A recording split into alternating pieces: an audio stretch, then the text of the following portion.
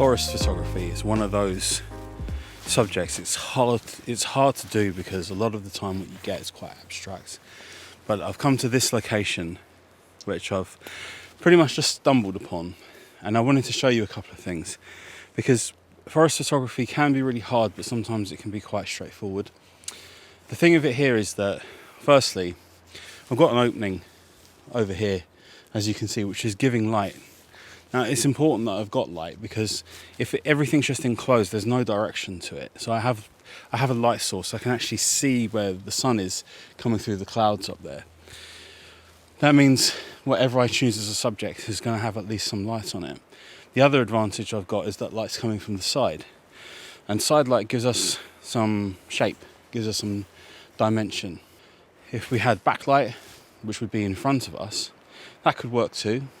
Light from behind us is usually not so interesting. That's more, gives you that kind of on-camera flash kind of look and feel, which isn't always as good.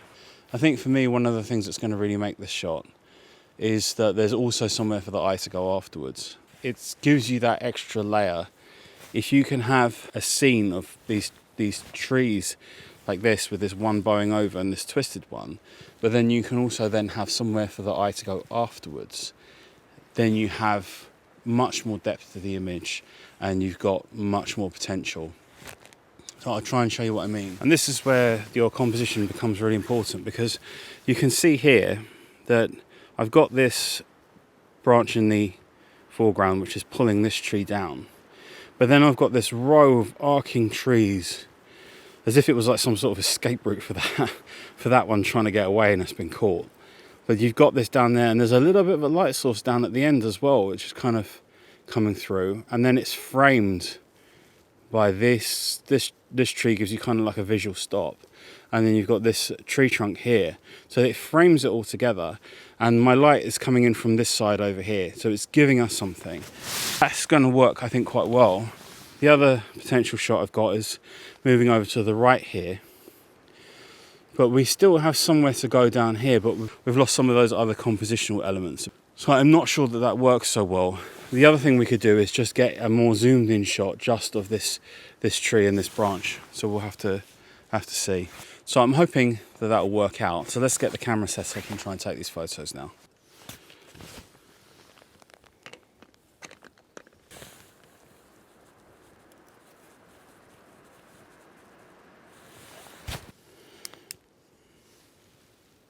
So what we're going to do is set up the exposure now. What I'm going to look at is my meter.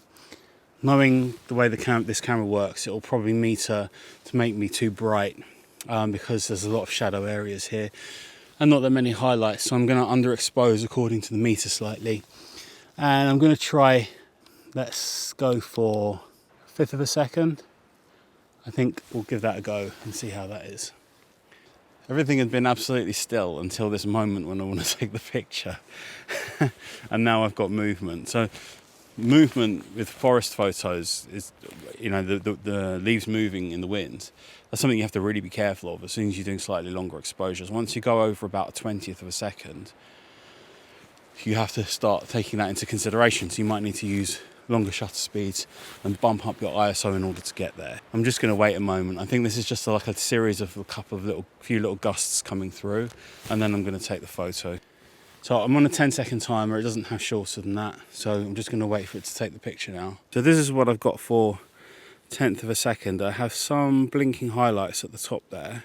So that picture might look it's quite bright on the screen on the back, but we always have to go by the histogram, because the histogram is true. Sometimes what we see on the screen at the back can be deceptive, because this screen isn't very good. But not only that, is that the lighting around us can make the screen look particularly bright. It's very easy, once the light levels are a bit lower, to start making exposures that are too dark, because the screen looks bright and the picture there therefore looks bright on the back of the camera. But the real trick is to use the histogram to confirm whether it's okay or not. So whilst by my eye that looks like 2/3 of a stop overexposed, as the picture shows on the back of the camera, the histogram is showing all of the data humped in the middle, and that's okay. That could be pushed up to the right, but in the middle you have to remember that most of what we're seeing here, if we turned this to black and white, would, in terms of luminosity or brightness, would sit in the middle grey range. And that means that what we're seeing here should hump in the middle of the histogram. These concepts are not too difficult, but they are kind of important to understand in getting your exposure right, because even if you're using a mirrorless camera and you're seeing your exposure before you take it, you can still be misled by the screen. You can say, well, what I see is what I get, but not really, because it's how you perceive it. You perceive, when the light levels are lower, that the brightness of the screen, which is artificially bumped up, makes you feel like you're getting a brighter picture than you actually are. So sometimes people come back in lower light conditions and their pictures are a bit dark and they're having to bump their exposures up in the post-processing. But the way to tell is, on any camera, you can do it like this. I did on the 5D Mark I, just by checking and confirming on your histogram. It's not hard to do, just do it, just look at it. Is the data where it should be on the histogram? If it is, then good. If it's not, then make an adjustment and take it again and trust your histogram. Don't trust the picture that you see, whether you're using a mirrorless camera or you're using the back of a camera like this to judge. And I think that's one of the advantages with shooting with an older camera like this, is that it forces you, because you know the screen's rubbish on the back of it, it forces you to learn to check things like histograms. You learn all of those really kind of core photography skills. So even if you have a really new camera, sometimes picking up an old one like this, just to keep your core basic photography skills good, is a good idea. It doesn't have to be like a Canon, it could be any make, but getting an older body, a really old one, can make you stay in tune with all of those techniques and so on that are basic to photography, really. So if you can do it with this, you can do it with anything. That's my thinking on it. And it's actually quite fun to go back to basics like this and have a simple camera. It's pretty enjoyable. So given that I've got those blinking highlights, what do? Do I bracket just to get that bit of detail? No, and here's the reason why with this, is that we know that the preview on the back, the histogram and the preview we're getting is from a JPEG.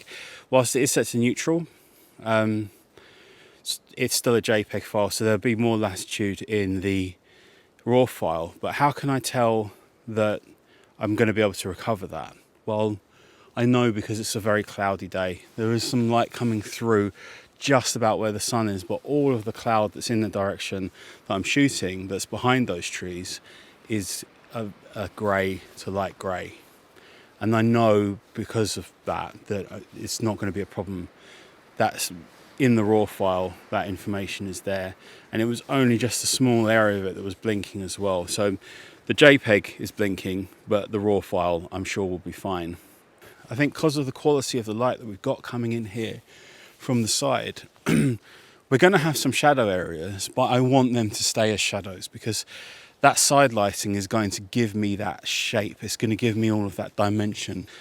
I want those shadow areas to remain dark. I don't want to lift them up, because if I do that, I'm going to flatten the image out. And one of the problems with forest photography all the time is that everything is so low contrast and flat already, and the dynamic range is so low most of the time that, I mean, the idea of sort of bracketing in the forest is kind of daft. But with a little bit of sun coming through just where the sun actually is, I think we're okay.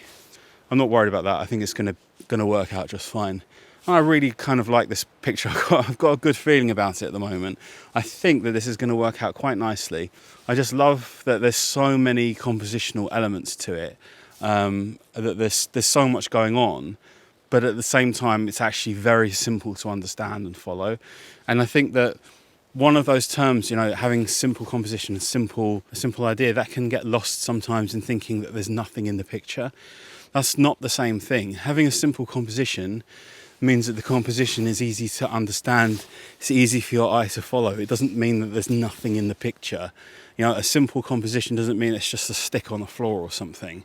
Yeah, that's different. That's not what we mean by having a simple composition.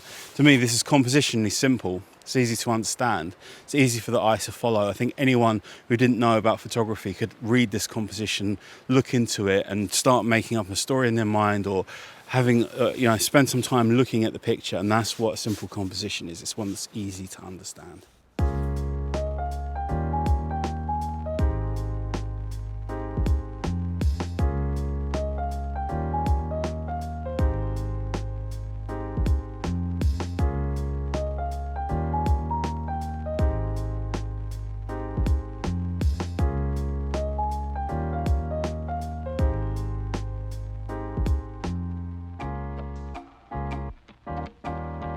If you've enjoyed this video, please give me a thumbs up, and it really helps the channel. It means a lot to me. It helps me get forward with this channel.